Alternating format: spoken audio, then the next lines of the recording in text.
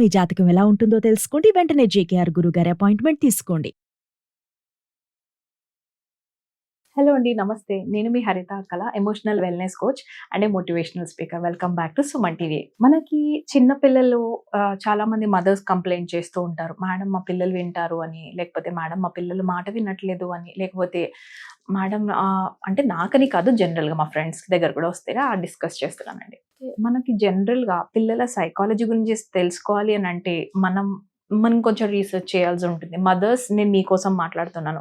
Most importantly, I know ప్రస్తుతానికి ఇంత deviated వరల్డ్లో, ఇలా బయటికి వెళ్తే అన్ని డిస్ట్రాక్షన్స్ ఉన్న వరల్డ్లో, లేదా కొంచెం కాలు బయటికి పెట్టి ఇక్కడ నుంచి అక్కడికి వెళ్ళే లోపల బోలెడ్ అన్ని డిస్ట్రాక్షన్స్ మన పిల్లలకి ఉన్నాయి. చాలా టెంప్టేషన్స్ ఉన్నాయి. వాళ్ళు 10 అడుగులు వేయంగానే ఒక ప్యాకెట్, లేకపోతే ఇంకొక ప్యాకేజ్డ్ ఫుడ్. వాళ్ళు అలాంటి వరల్డ్లో పెరుగుతున్నారు. మన కంట్రోల్లో లేదు, రైట్? సో చాలామంది పేరెంట్స్ స్ట్రెస్ఫుల్గా ఫీల్ అవుతున్నారు. I agree. మరి మనం ఏం చేయాలి అని అంటారా? నాలెడ్జ్ వైపు వెళ్దాం, అవేర్నెస్ వైపు వెళ్దాం. మనం నాలెడ్జ్ సంపాదించుకునే కొద్దీ, మనకి అవేర్నెస్ పెరిగే కొద్దీ, మన ఇన్పుట్స్ మనం మార్చుకునే కొద్దీ మన స్టాండర్డ్ ఆఫ్ లివింగ్ చేంజ్ అవుతూ ఉంటుంది. మనం మనం యాక్ట్ చేసే విధానం మారుతుంది.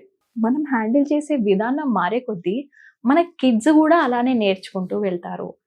సో మన కిడ్స్ని చేంజ్ చేయాలి అని అన్నప్పుడు నంబర్ 1 పర్సన్ ఎవరు చేంజ్ అవ్వాలి అని అంటే మనం, నాట్ దెమ్ ఫస్ట్.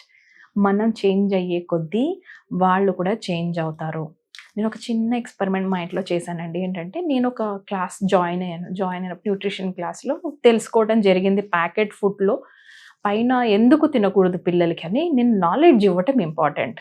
ఓకే, దీనివల్ల ఏమవుతుందో నేను చేశాను.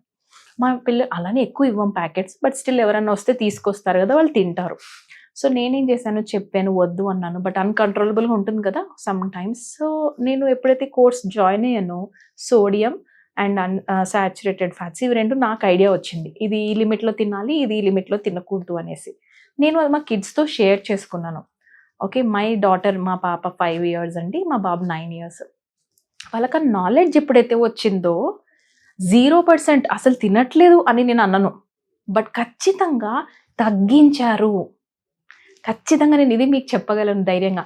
వాళ్ళు తినేటప్పుడు నాలెడ్జ్తోని జాగ్రత్తగా తింటున్నారు. ఏంటి అంటే, ఓ మై గాడ్, ఇంత దానికి 100 grams ఇంత సోడియమా అన్నయ్య, ఇందులో సోడియం ఎంత ఉందో చూడు అని ఈరోజు మా పాప మా బాబుకి ప్యాకెట్ ఇస్తుంది.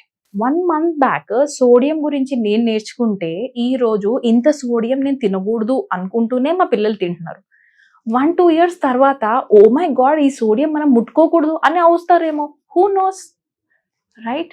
Knowledge is important, awareness is important, right? So నేను ఈ విషయంలో పేరెంట్స్ గురించి ఒక రీసెర్చ్ చేస్తే నాకు తెలిసింది.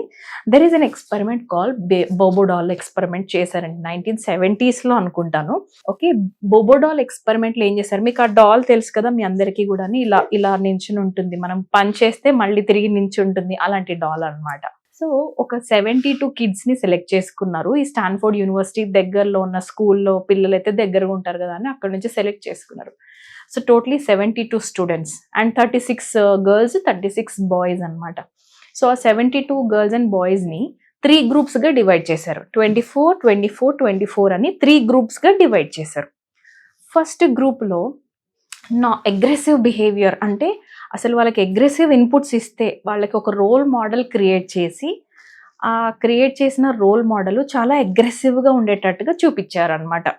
ఓకే, అందులో మళ్ళీ సబ్ డివైడ్ కూడా చేశారు. ఆ 24 membersలో మళ్ళీ ఇంకొక 12 members గర్ల్స్, 12 members బాయ్స్, అందులో మళ్ళీ బాయ్స్ అండ్ గర్ల్స్ కలిపి ఒక చోట గ్రూప్, అలా మొత్తం డివిజన్స్ జరిగిన తర్వాత ఒక్కొక్కరికి ఒక్కొక్క రోల్ మోడల్, కొంతమందికి మేల్ రోల్ మోడల్, కొంతమందికి ఫీమేల్ రోల్ మోడల్, అలా అనమాట.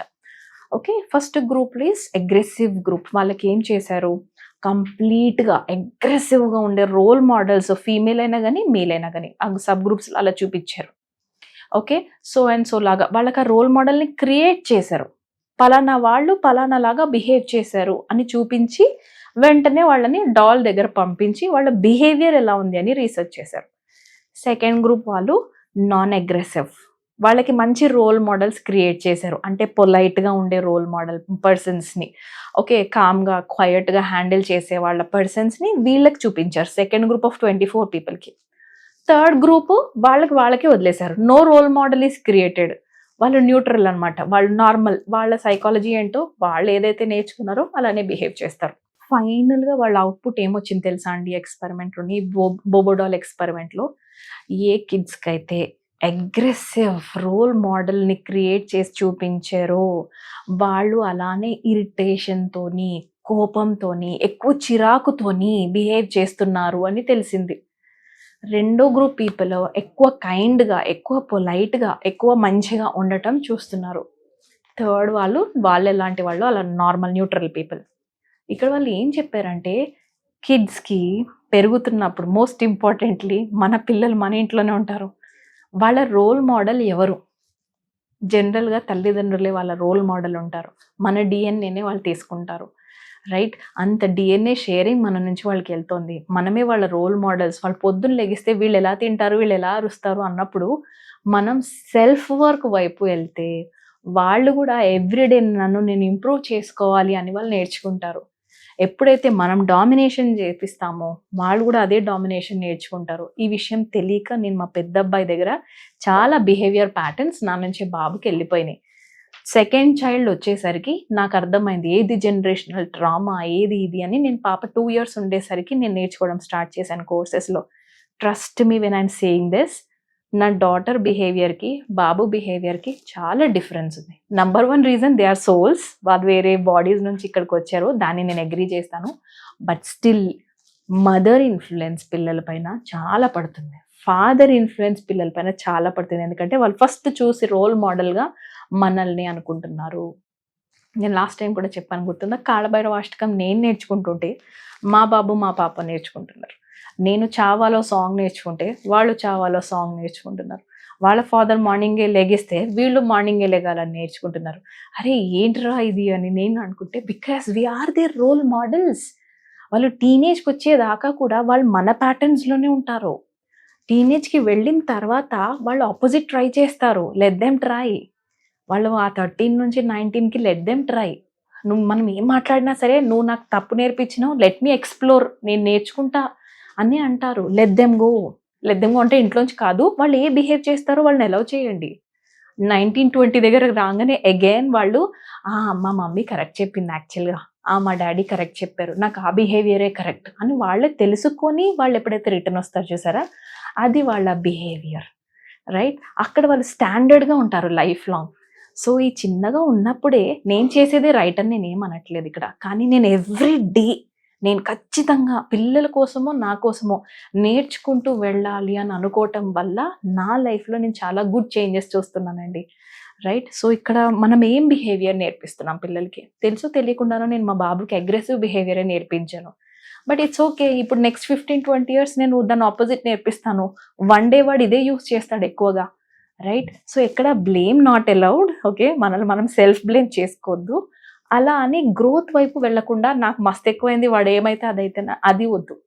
Let's learn, let's progress. మనం నేర్చుకుంటూ ఎదుగుదాం. మన చుట్టుపక్కల వాళ్ళని కూడా ఇన్‌ఫ్లుయెన్స్ చేస్తూ వాళ్ళకు కూడా కాంప్లిమెంట్స్ మన వాళ్ళు కూడా కొంచెం నేర్చుకుంటే మంచిదే కదా!